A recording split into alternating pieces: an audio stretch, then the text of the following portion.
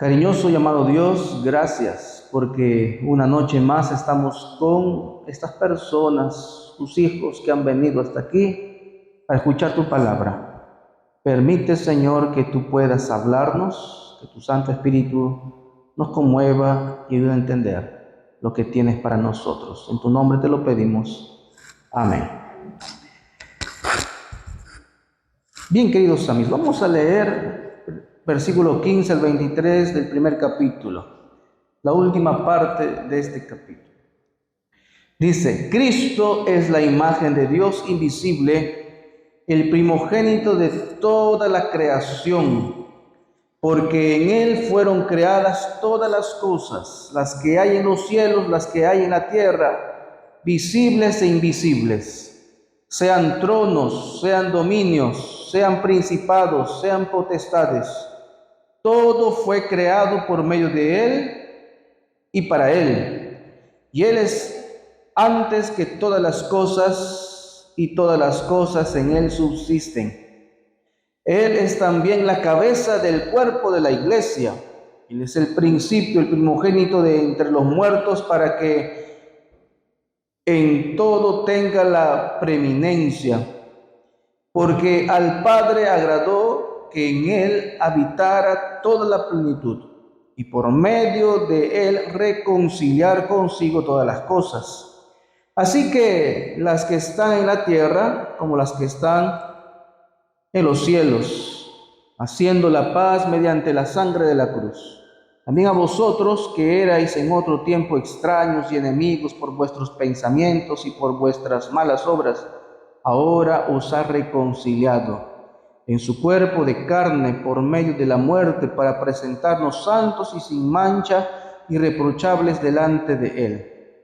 Pero es necesario que permanezcáis fundados y firmes en la fe, sin moveros de la esperanza del Evangelio que habéis oído, el cual se predica en toda la creación que está debajo del cielo, y cual yo, Pablo, fui hecho ministro.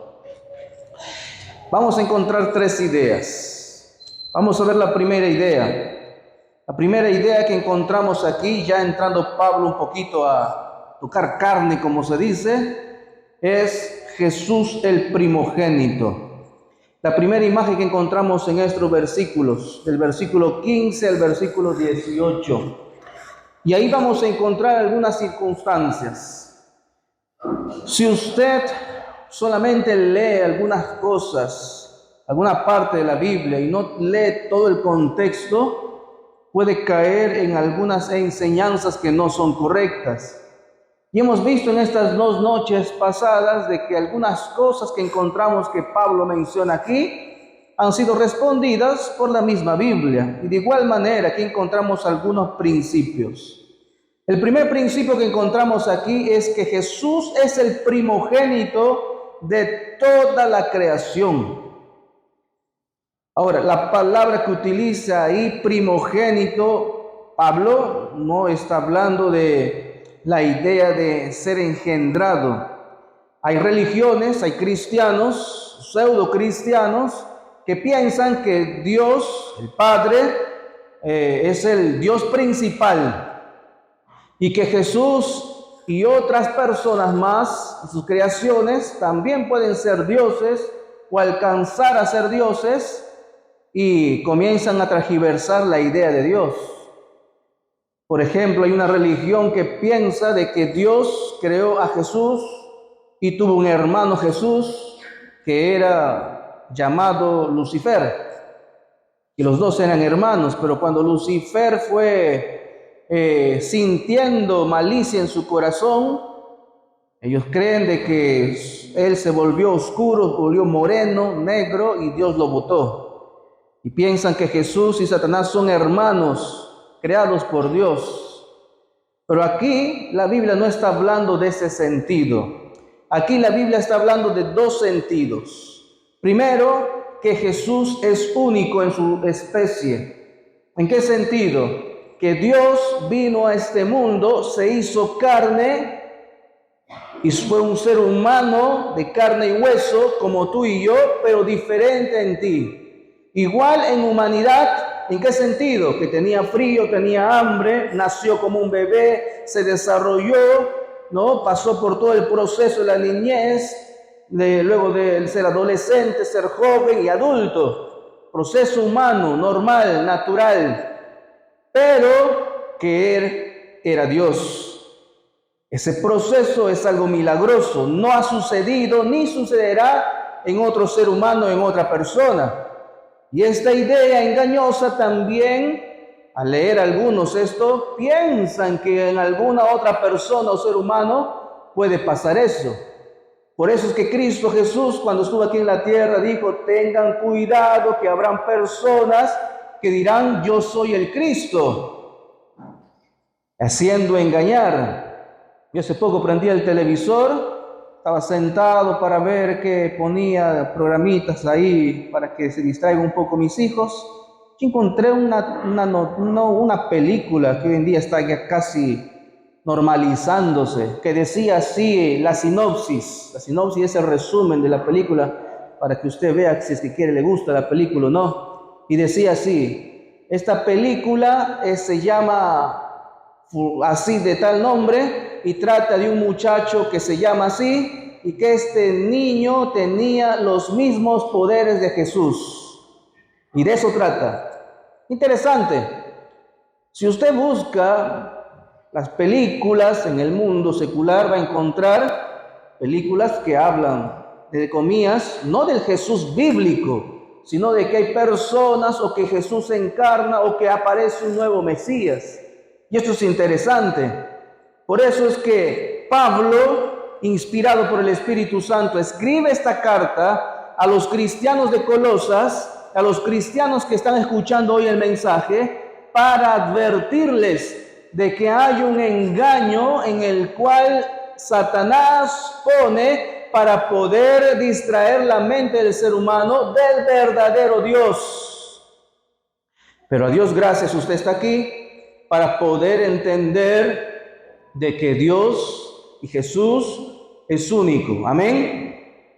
Ahora, ¿cómo sabemos eso? Vamos al primer texto que está ahí, Juan capítulo 1. Este problema no es nuevo. Pastor, se está malogrando el mundo. Espérate, mira, Juan capítulo 1, el Evangelio de Juan, en el capítulo 1. Juan, como veía también en sus días este problema, él, al comenzar el evangelio que estaba escribiendo, y hablaba de Jesús, pone de frente, como dicen hoy en día, un tapón, una marca, como dice ahí, su freno, para que las personas no duden de quién iba a escribir Juan, que era Jesús. Y Juan 1:1 al 3 dice: en el principio era el verbo, y el verbo estaba con Dios, y el verbo era Dios.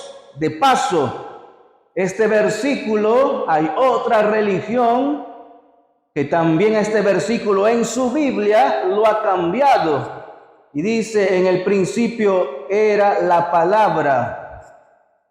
La palabra que utiliza aquí es logos, ¿no? Y luego más adelante dice: y el verbo era un Dios, o la palabra era un Dios, agregando la palabra un, disminuyendo a Jesús, porque está hablando de Jesús. La palabra de Dios dice así, voy a volver a leer versículo 1, en el principio, o sea, cuando no existía nada, era el verbo estaba con Dios y el verbo era Dios. Este estaba en el principio con Dios, y todas las cosas por Él fueron hechas, y sin Él nada de lo que ha sido hecho fue creado. Y el verso 14 reafirma quién es este verbo, y dice: y el verbo se hizo carne, y habitó entre nosotros, lleno de gracia y de verdad, y vimos su gloria, gloria como la del unigénito del Padre. ¿Quién es este verbo? Jesús.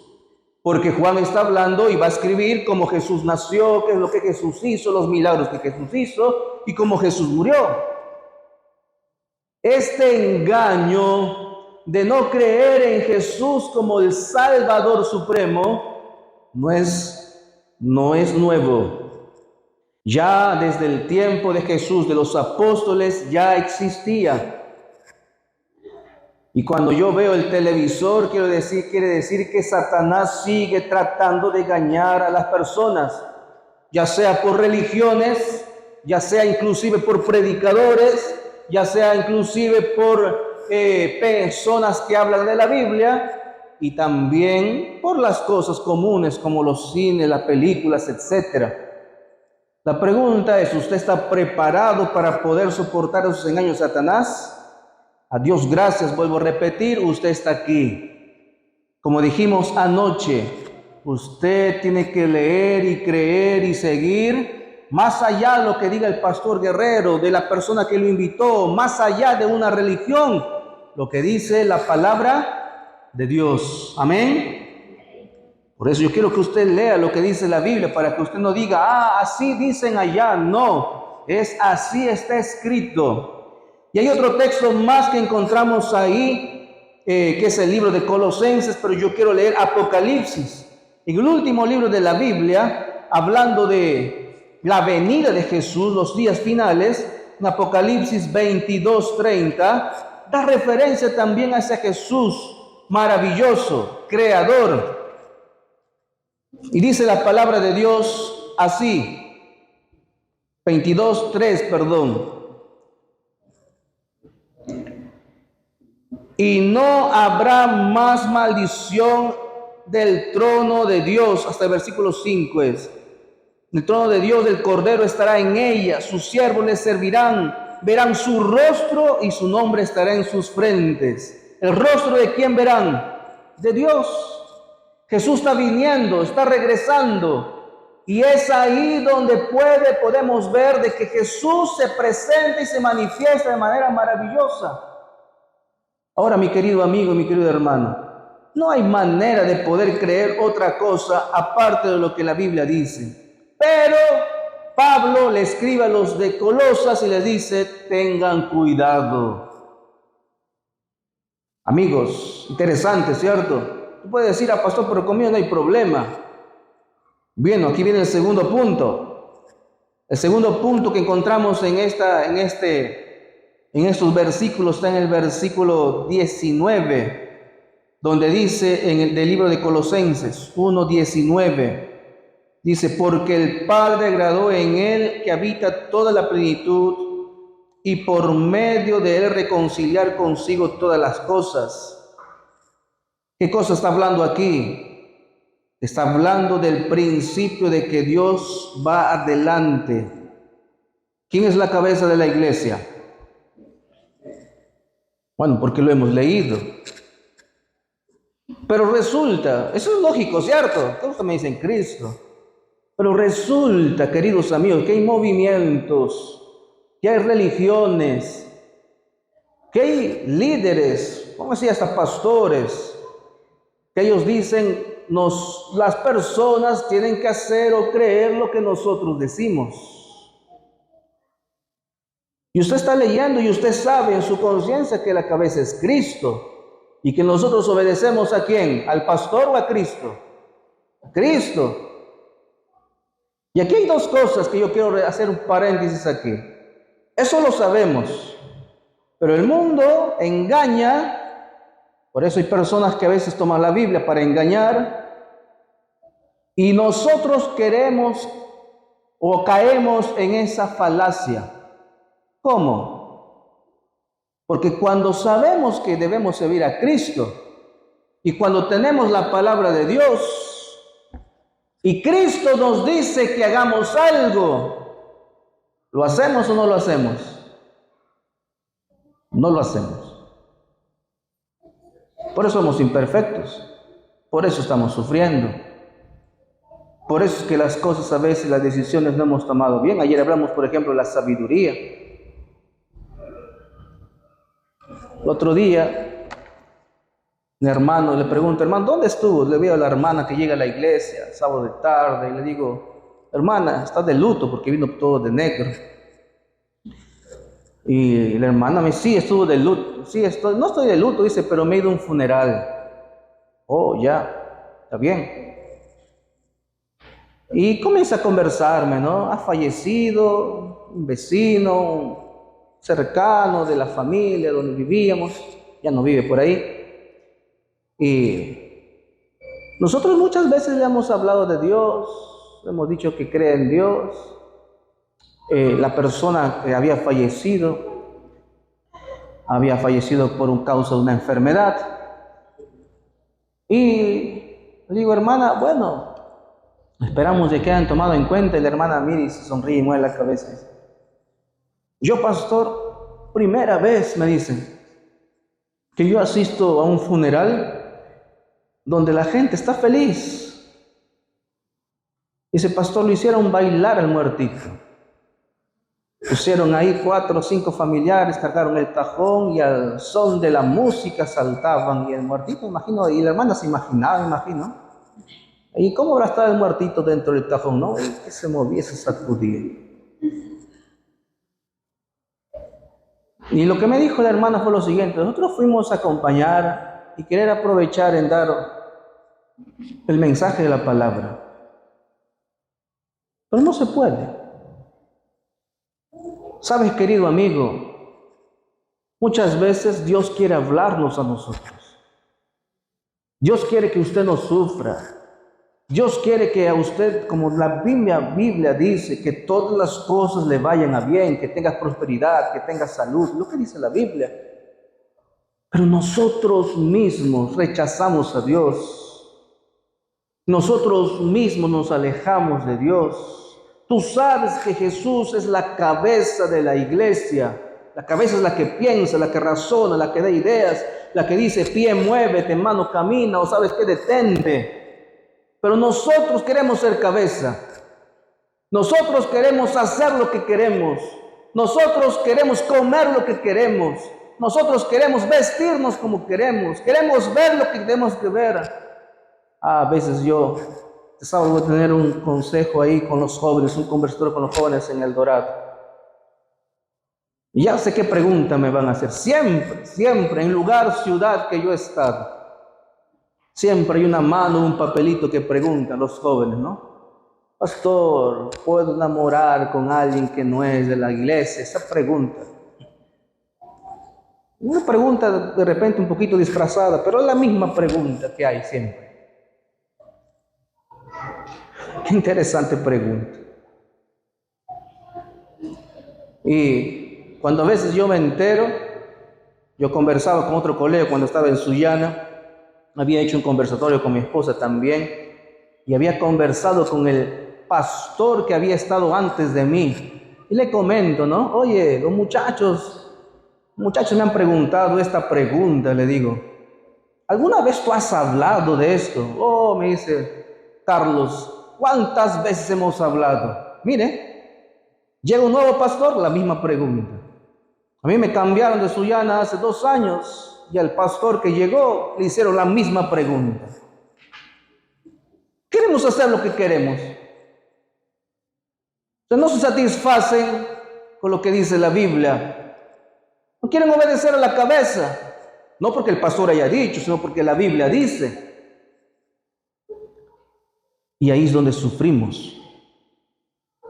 Y ahí es donde al final nosotros nos golpeamos con la vida. Por eso el segundo principio que encontramos aquí es que Cristo es la cabeza de la iglesia. El tercer principio que encontramos en esta perícopa, en este pedazo de la Biblia, es de que Él es el primogénito de los muertos. Interesante concepto. Inclusive esta idea ha hecho que algunas personas creen una religión para los muertos. Pero aquí hay un principio importante. Vamos a ver lo que dice Daniel, capítulo 12, versículo 2. Aquí no está hablando de que Jesús es príncipe de los muertos. Está hablando de que Él tiene poder en la muerte. Pero para que usted pueda ver y pueda entender algunas cosas que queremos hablar esta noche, vamos a leer capítulo 12, versículo 2. ¿Qué es lo que habla la Biblia acerca de la muerte? Para que usted entienda. Y puede ser que esta noche usted ha tenido hasta aquí un concepto diferente de lo que es la muerte. Porque así lo creyó, porque así lo dice la gente, porque así lo vive la gente. En el capítulo 12, versículo 2, dice de Daniel: muchos de los que duermen en el polvo de la tierra serán despertados. Recuerde que Jesús, cuando se refirió a la muerte, se refirió como ¿qué? Como un sueño. Y aquí no es una invención de Jesús, es que la Biblia habla de que la muerte es como un sueño. Por eso Daniel, cuando escribe de los muertos, dice así, ¿no? Muchos de los que duermen, ¿quiénes son los que duermen? Los que están muertos. Muchos de los muertos, ¿no? Que están en el polvo de la tierra, serán despertados. Primer principio: toda persona que fallece, que descansa, que duerme, no se va al cielo ni al infierno, que dice la Biblia. Y sigue Daniel diciendo lo siguiente: porque ellos serán despertados, unos para vida eterna y otros para vergüenza y confusión perpetua. Es lo que la Biblia habla. O sea, si es que alguien está en el cielo, ¿para qué el Señor nuevamente lo va a enterrar y lo va a hacer resucitar? Porque está hablando de resurrección. ¿Está claro? Entonces yo con este texto quiero mostrarte dos cosas. La primera cosa es de que hay dos tipos de muerte. La muerte natural, la muerte que tú y yo vamos a pasar, ya de viejitos, de enfermedad o alguna cosa, y que vamos a resucitar un día, pero para dos opciones: para vida eterna, y aquí dice la Biblia, vergüenza y confusión perpetua. Esa es la primera muerte.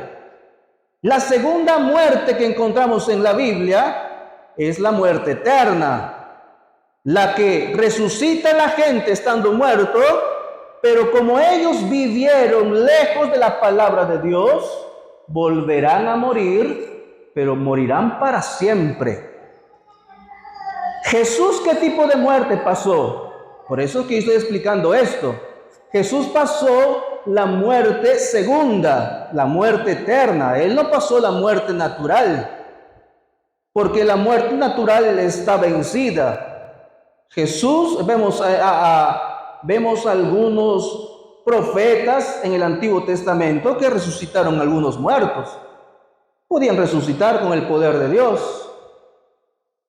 Pero Jesús, para podernos salvar, tenía que poder derribar la segunda muerte, la muerte eterna.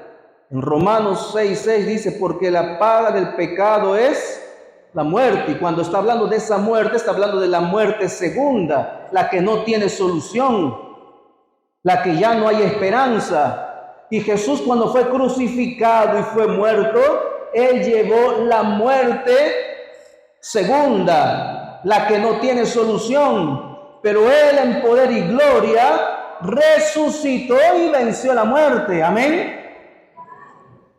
Por eso es que tú puedes morir ahora. Por eso es que Jesús, cuando murió Lázaro, le dijo a Marta y a María: yo soy la resurrección y la vida. El que haya muerto, pero cree en mí, vivirá. Tranquilo. Te puede dar cáncer, puedes tener una enfermedad crónica, puedes morir de viejito, un accidente, pero si mueres habiendo creído en mí, vas a volver a vivir. Amén.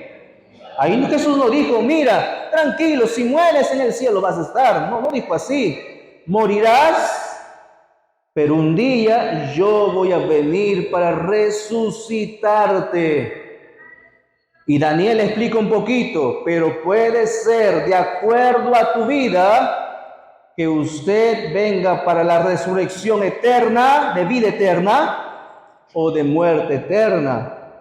Y esto lo explica también en Apocalipsis. Vamos otra vez a Apocalipsis, para que usted entienda bien esta idea. En el último libro de la Biblia, 1:5, dice así la palabra de Dios: y de Jesucristo, aquí con nombre propio dice, y de Jesucristo, el testigo fiel, el primogénito de los muertos y el soberano de los reyes de la tierra, al que nos ama, nos ha lavado de nuestros pecados con su sangre. Mira, aquí está hablando, Jesucristo es el primer que resucitó de la muerte eterna. Amén.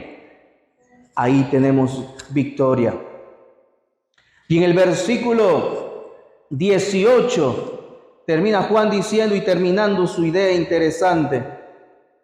El que vive, Jesús está hablando, estuve muerto, pero vivo por los siglos de los siglos, amén, y tengo las llaves de la muerte y del Hades. Dios, Jesús, al vencer la muerte, ahora es dueño, inclusive esta es la muerte. ¡Qué poderoso! Pero ¿qué hace Satanás? Satanás te engaña. Te hace jugar con los sentimientos y te hace pensar de que si tú vas a morir, vas a seguir viviendo de otra forma, de otra manera, ya no de carne, sino de espíritu. Pero eso la Biblia no enseña. La Biblia enseña de que Jesús viene y que los muertos en Cristo resucitarán primero. Mira, aquí, por eso digo, Pablo está cogiendo ya carne. Le está diciendo a la gente, crean en lo que dice la Biblia, no en sus costumbres, no en lo que usted piensa, no en lo que la tradición familiar, lo que usted encuentra en la televisión o lo que le han dicho. Crea lo que diga la Biblia.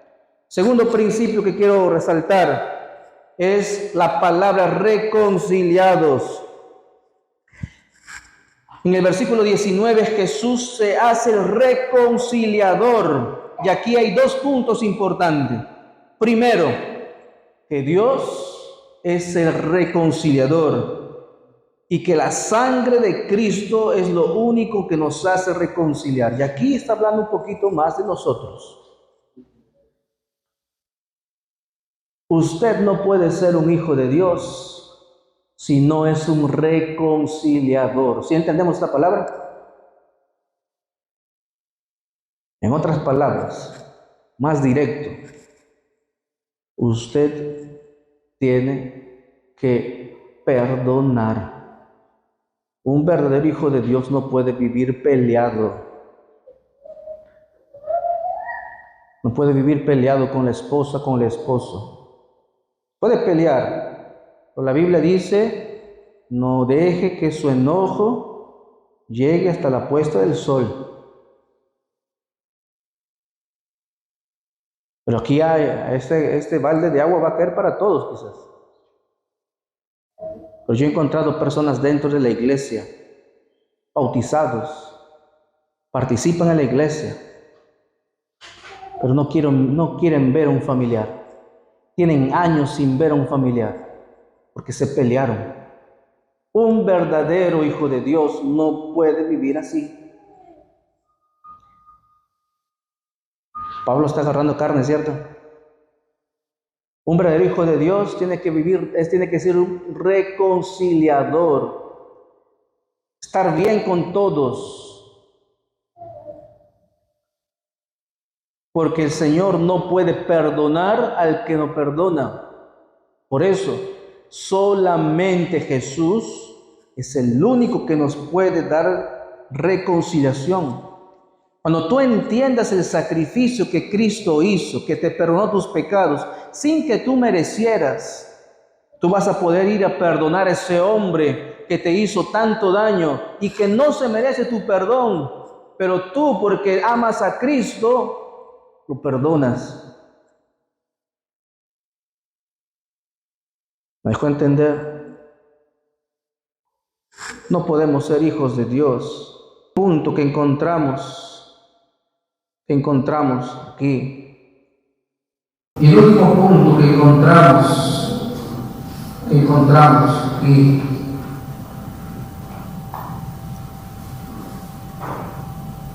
es el punto. Este punto es maravilloso. El siguiente punto es permanecer.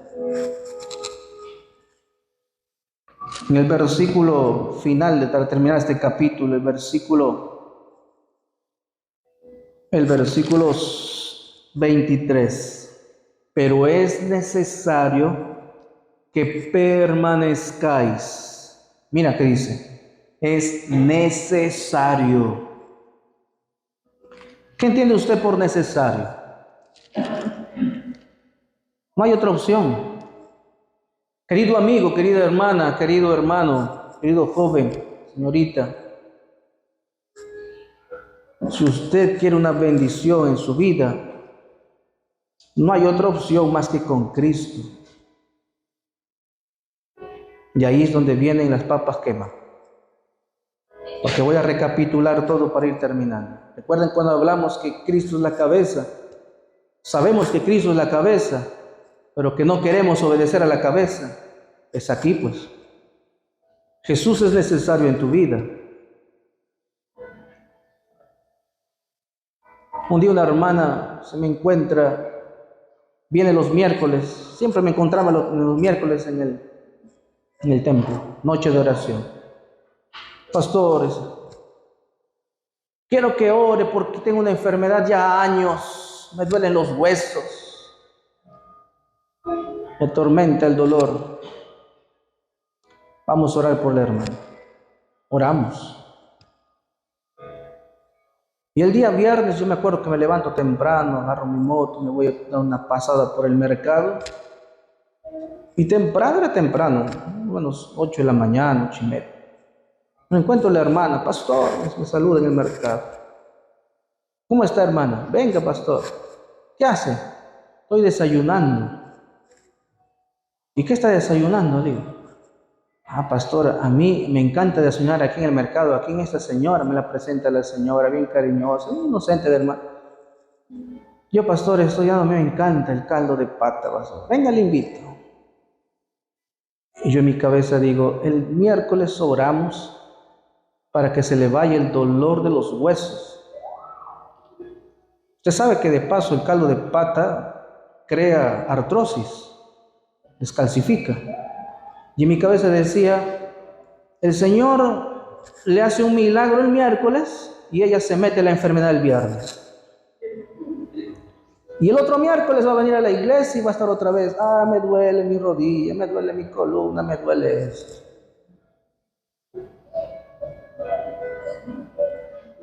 Hay enfermos que vienen y dicen, pastor, mire mi diabetes, que esto.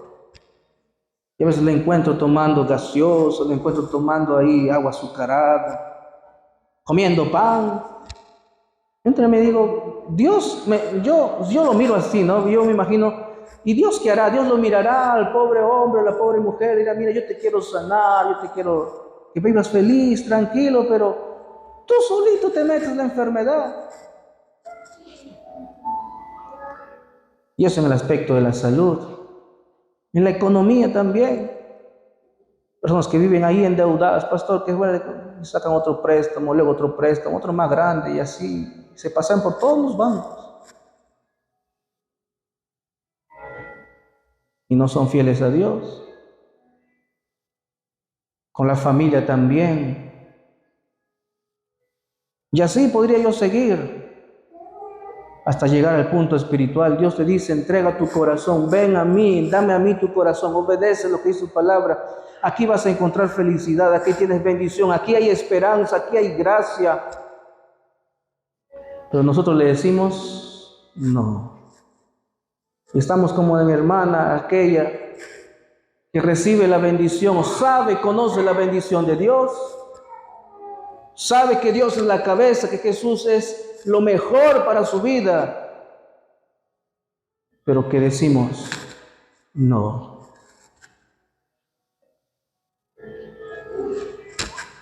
Hay una imagen al final, una foto. Un día yo llegué a un lugar que se llama Moyocupe. Moyocupe es una iglesita pequeña, está dentro de la parte sagrada ahí que tiene el bosque sagrado, ¿no? Que no se puede tocar, no se puede construir, por Tucumán.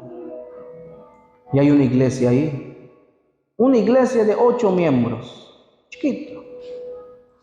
Y cuando yo llegué, estaba más para morir que para vivir.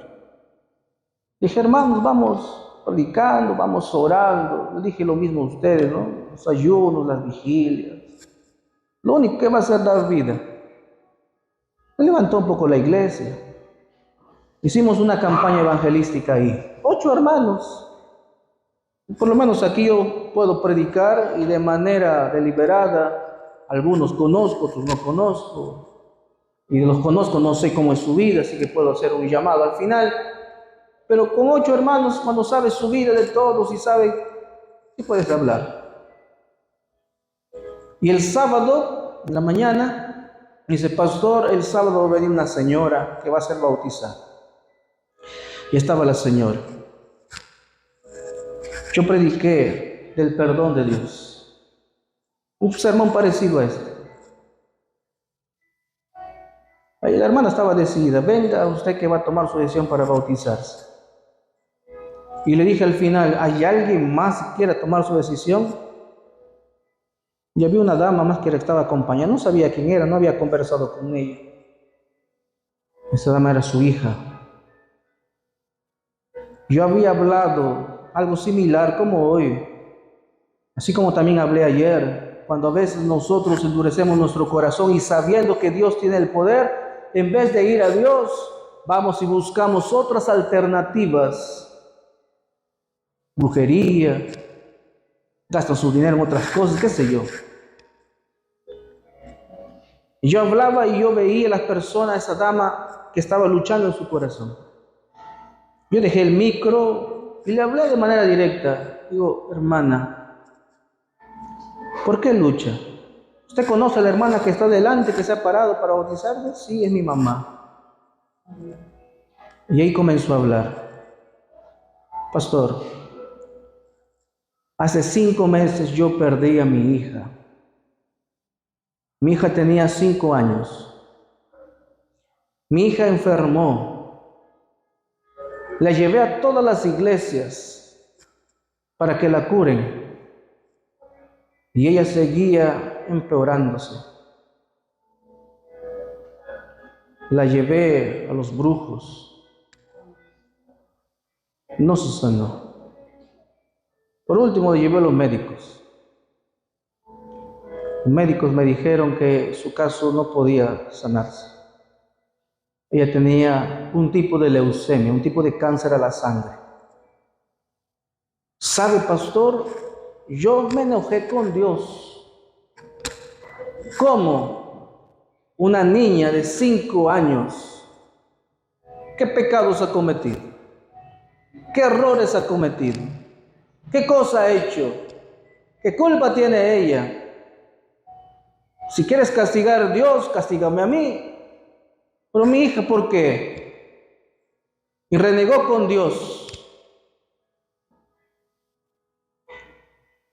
Por circunstancias de la vida se murió la niña. Así que ella tenía una tremenda barrera que decía no a Dios. O Dios no existe, o Dios es malo, o Dios es convenido, que solamente a algunos ayuda y a otros no ayuda.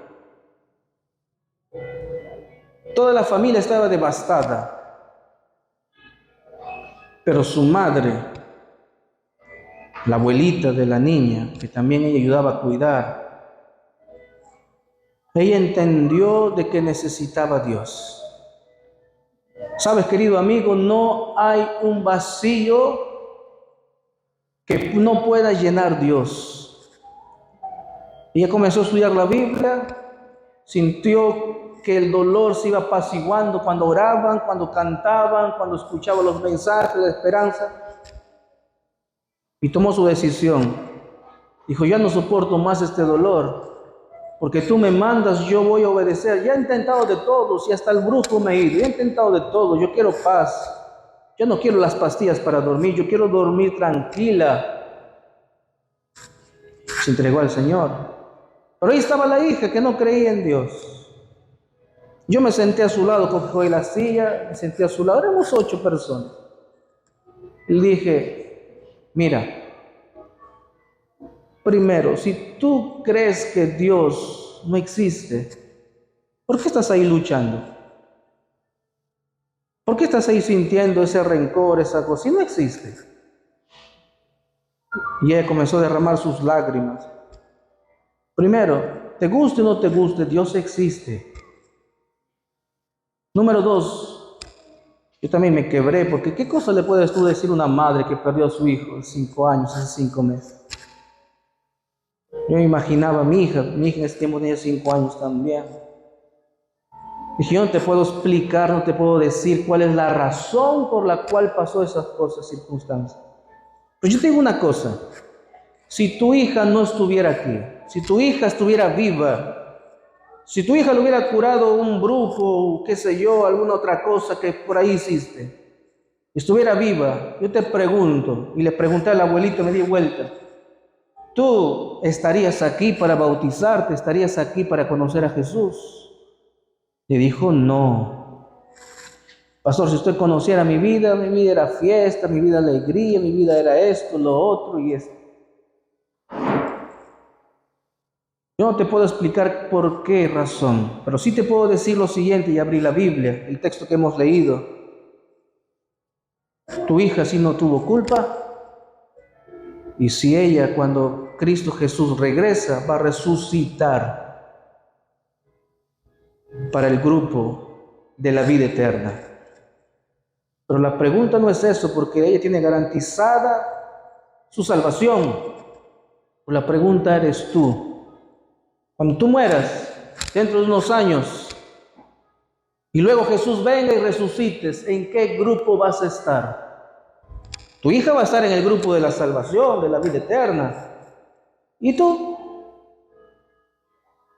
¿Estás enojada con Dios? ¿Crees que Dios no existe? ¿Le echas la culpa a Dios? ¿Dónde crees si ahorita murieras vas a estar? ¿De qué sirve estar enojado y en vez de acercarte más a la posibilidad de volver a ver a tu hija, poder de repente tener la oportunidad de estar juntos otra vez? Pero tu corazón y Satanás lo que hace en la vida de nosotros es alejarnos más de esa posibilidad maravillosa. Y esa posibilidad es para siempre. Mira, tu mamá se va a bautizar. ¿No te gustaría también entregar tu vida a Jesús? ¿No te gustaría estar con tu hija cuando tú resucites? Y ella movía su cabeza, estaba llorando. Y la clásica de siempre, ¿no? No he traído mi ropa, no estoy listo, no he venido para prepararme. Le dije, los hermanitos que están ahí, los 8 hermanitos se movían ahí. Aquí tengo túnica, decía, ¿no? Yo le presto toalla. Mira la iglesia, tu familia. Al final está la foto, los dos, la mamá y la hija se bautizaron. Una alegría tremenda. Tú también tienes dos opciones hoy en tu vida. Tú puedes renacer con el poder de Cristo, cambiar todas las circunstancias, reconocer que Cristo es la cabeza, que la esperanza que el Señor te da es maravillosa, o tienes la opción de dar la espalda, tener el conocimiento, solo la teoría y decir, sí, Cristo está ahí, salvó, murió, resucitó, me ama, pero yo no quiero todavía, o quiero después, o quiero para adelante. Pero esa decisión es tuya. Tú ahora, hoy, todos los que están aquí no pueden decir o no podrán decir algún día en el futuro, no, Dios no me dio oportunidad, Dios no fue bueno conmigo. Porque el Señor abre su corazón y te dice, yo quiero que tú tengas bendición. Esta noche yo quiero terminar cantando el cantito que vamos a cantar toda la semana, Renacer. Podemos cantar ese cantito. Si no lo sabes, medita en la letra de la canción. Vamos, pon el cantito, pon el karaoke, vamos a cantar. Y ahí donde tú estás, yo no quiero que tú me digas nada, pero tú decides en aceptar a Jesús. Amén. Vamos a cantar. Y si ahí tú decides aceptar a Jesús, yo te invito a que te levantes ahí cantando para al terminar la canción, Yo puedo orar por todos los que se han parado por esa decisión maravillosa. Cántico dice que pudimos haber vivido en total perdición, como lo hacemos todos los días, pero un día decidimos renacer. Pero el que nos transforma es el poder de Dios.